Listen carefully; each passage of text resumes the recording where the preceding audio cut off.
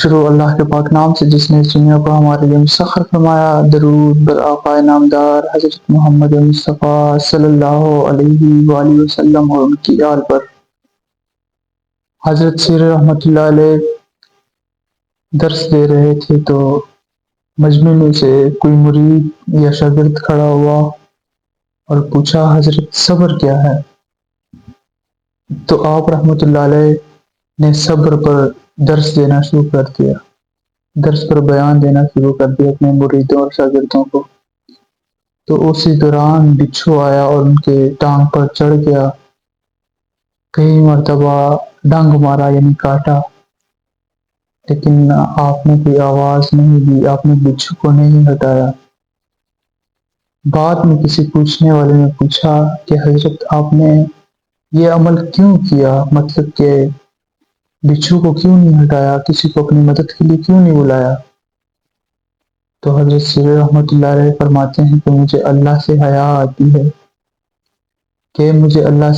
آتی ہے، کہ میں صبر پر بیان کروں اور خود صبر نہ کر سکوں۔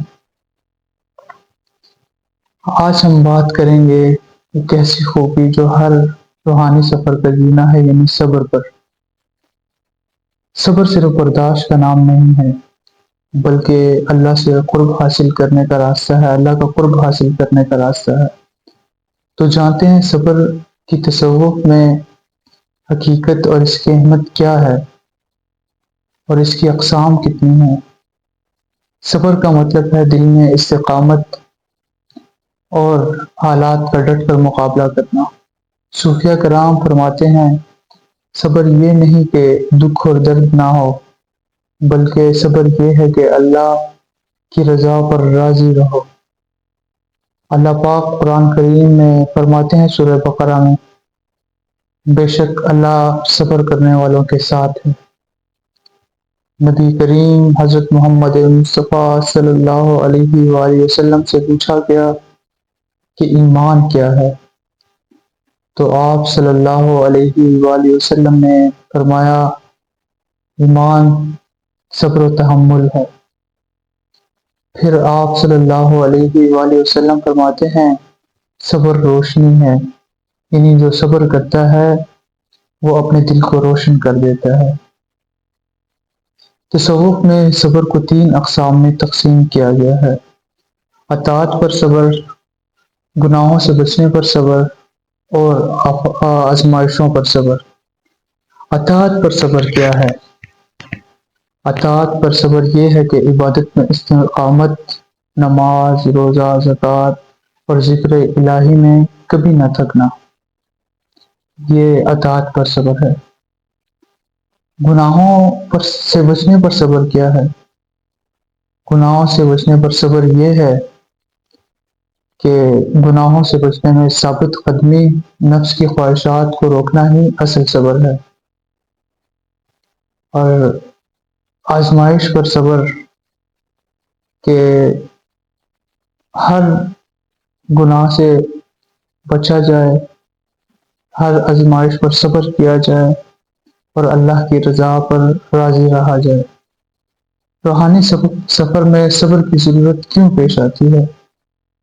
تو اس کا جواب ہے روحانی سفر میں سالک کو کئی آزمائشوں کا سامنا کرنا پڑتا ہے، کبھی نفس کی بغاوت، کبھی دنیا کی رنگینیاں، کبھی شیطان کے وسوسے، کبھی مال و دولت کے وسوسے۔ تو سالک ہوائے نفس پر قدم رکھتا ہے تو پھر راہ سلوک کے راستے پر چل سکتا ہے۔ راہ سلوک پر چلنے کے لیے صبر ضروری ہے۔ تو صوفیہ کرام فرماتے ہیں کہ صبر ایک ڈال ہے جو سالک کو راستے پر قائم رکھتی ہے۔ مطلب صبر سیفٹی گارڈ کہہ لیں یا ذرہ کہہ لیں، ڈال ہے یہ سالک کو اس راستے پر قائم رکھتی ہے۔ سالک ڈگمگاتا نہیں ہے، راستے سے ہلتا نہیں ہے۔ تو صوفیہ کرام فرماتے ہیں کہ صبر حاصل کرنے کے لیے سالک کو چند اقدامات کرنے چاہیے۔ جس سے صبر پیدا ہو سالک میں۔ صوفیہ کرام فرماتے ہیں کہ یہ اقدامات، ان میں سب سے پہلا نمبر ہے ذکر و مراقبہ۔ ذکر و مراقبہ کرنے سے دل کو سکون اور اطمینان ملے گا۔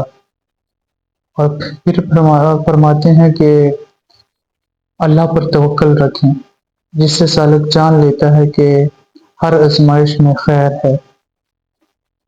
اور تیسرا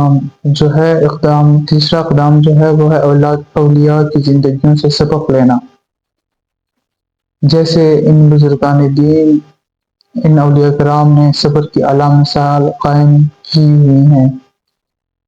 دوستو، صبر وہ خزانہ ہے جو بندے کو اللہ کا محبوب بنا دیتا ہے۔ اللہ ہم سب کو صبر کرنے والوں میں شامل کرے۔ ویڈیو کا اختتام اس خوبصورت بات سے: ہدایت ان کا دروازہ کھٹکھٹاتی ہے جو ہدایت کے طلبگار ہوں۔ اگلی ویڈیو تک کے لیے اللہ حافظ۔